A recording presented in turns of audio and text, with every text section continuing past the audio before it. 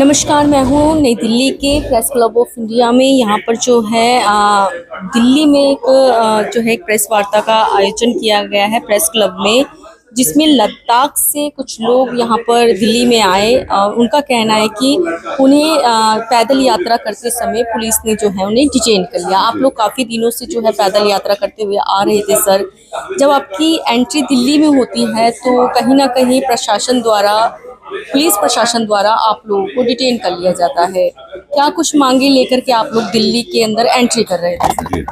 हमारे मांगे पिछले जब लद्दाख को यूटी दिया उसके बाद 1 साल के बाद शुरू हुआ है, क्योंकि जो यूटी हमें दिया है वो हमारे डिमांड का पूरा नहीं, आधा है। यूटी विद लेजिस्लेचर था, हमारे पास लेजिस्लेचर नहीं है, तो हमें ख़दशात हुआ कि भाई हमें कुछ सेफ गार्ड चाहिए। तो ये 4 साल से फिर 2 बॉडीज बने, एपेक्स और केडीए, करगिल डेमोक्रेटिक अलायंस, और हमारे जो लेह के एपेक्स बॉडी।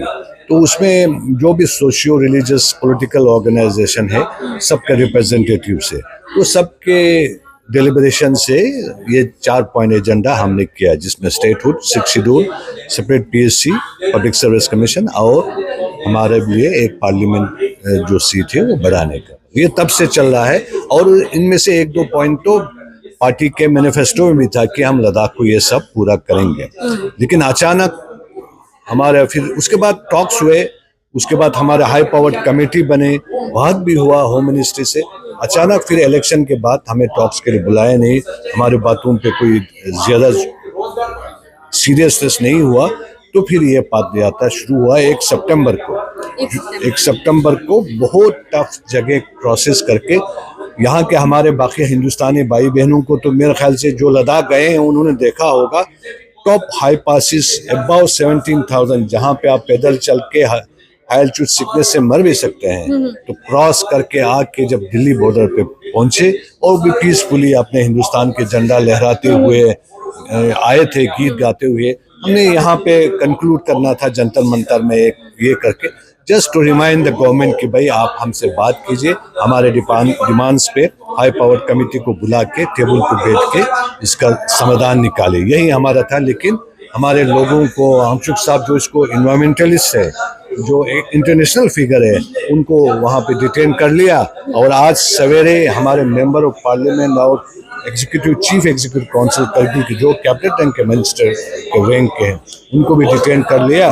तो इसीलिए हमें यहाँ पे प्रेस कॉन्फ्रेंस करना पड़ा ताकि गवर्नमेंट जल्दी रिलीज करे। लेकिन प्रेस कॉन्फ्रेंस के लिए तो पहले से परमिशन लेनी पड़ती है, तो क्या आपने पहले से ले रखी थी यहाँ पे परमिशन? यहाँ पे प्रेस कॉन्फ्रेंस करने के लिए हम सवेरे हमारे लोग आके यहाँ पे बात किए थे, फिर परमिशन लेके तो यहाँ किया है प्रेस कॉन्फ्रेंस। इमीडिएटली आपको मिल गई जी।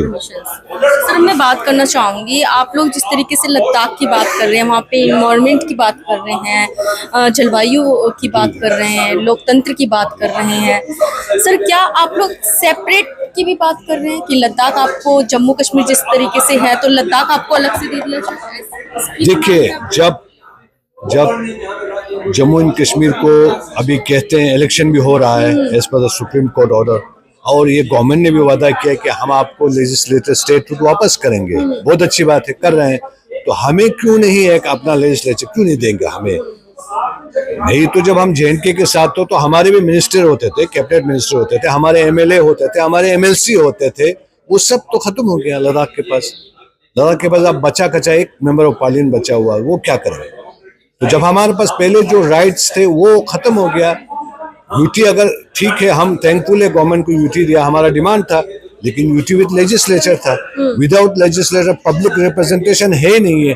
जब पब्लिक रिप्रेजेंटेशन नहीं है, जो एक इको फ्रेजाइल लद्दाख है, जो इतना सेंसिटिव जगह है, उसको जो यहाँ से आके लोग, उनके समझ से बाहर है लद्दाख, वहाँ के लोग अगर उसमें इन्वॉल्व होंगे तो ऐसा डेवलपमेंट होगा जिससे इको फ्रेजाइल जो सिस्टम है वो रहे।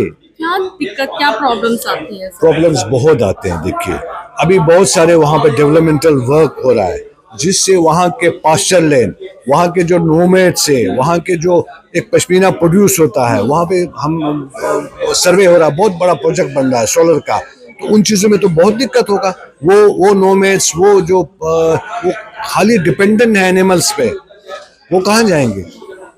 अगर इस तरह से बिना सोचे समझे डेवलपमेंट हो जाए, बिना सोचे समझे वहाँ पे इंडस्ट्रीज वगैरह बने तो वहाँ के लोगों को तो माइग्रेट करना पड़ा। सर हम बात करें आप अपने ही और एक देश चीज में, और, ये लद्दाख अकेले के लिए नहीं है। जो इंडस रिवर मानसरोवर से होके, लद्दाख से होके अरेबियन सी में जाते हैं, और इंडस के साइड पे जितने भी गांव या जितने भी बस्ती वगैरह है, उन सब का फीडिंग खत्म हो जाएगा। तो लद्दाख तो इतने इंडस वैली के थ्रू फीडिंग करते हैं, अगर हमने वहाँ प्रोटेक्शन या इन्वायरमेंट का ख्याल नहीं किया, इन सब चीज़ों में बहुत फ्यूचर के लिए खराबी लाएगा। सर हमने सुना कि आपके जितने भी जो भी लोग आए थे यहाँ पर उन्हें डिटेन कर लिया गया है, अभी तक वो डिटेन है क्या? डिटेन है, अभी तक डिटेन है, और जो डिटेन हुए हैं उनमें महिलाएं भी हैं, बुजुर्ग भी है, 80+ के लोग हैं, एक्स आर्मी मैन भी है वहाँ पे। हाँ, आपने परमिशन ली होगी ना कि हम आ रहे हैं दिल्ली? नहीं, उसमें क्या है, पीसफुली आ रहे थे दिल्ली, उनको सब पता था, तो सब डिटेन है। और डिटेन होके अभी उन्होंने फास्टिंग स्टार्ट कर दिया है। हाँ, सोनाम वांगचुक लीड करा भूख हड़ताल, वहाँ जहाँ डिटेन है वहाँ सुना कोई एमएलए या एमपी है? एमपी भी अरेस्ट हुआ है आज सवेरे, हमारे एमपी भी अरेस्ट हुआ। अपने देश में ऐसी चीजें देखने को मिलती है, क्या आप कहना चाहेंगे? हमें कुछ समझ में नहीं आता है, क्या हम हिंदुस्तानी नहीं हैं?